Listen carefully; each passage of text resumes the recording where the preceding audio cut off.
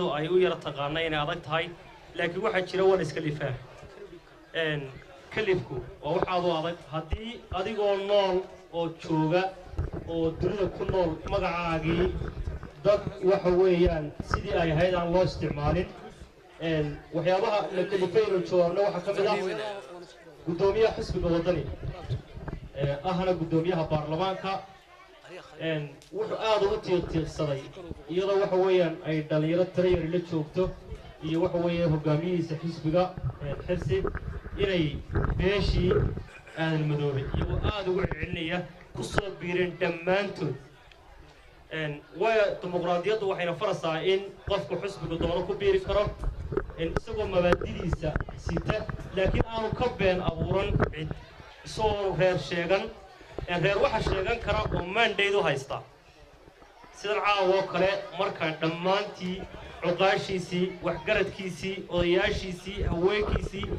markay u dhammaystiran yihiin way ku hadli karaan afreer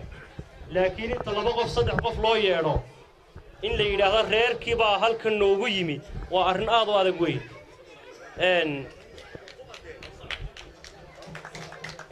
waxa weeye waxyaabaha na kalifay inaynu ka jawaabno intaas oo qof isu timaado isu soo baxdo way dareenkooda muujiyaan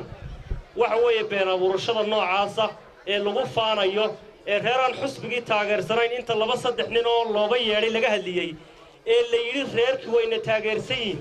halkan waxaa ka muuqata guuldarro xusbigaasi uu rajaynayo oo u muuqata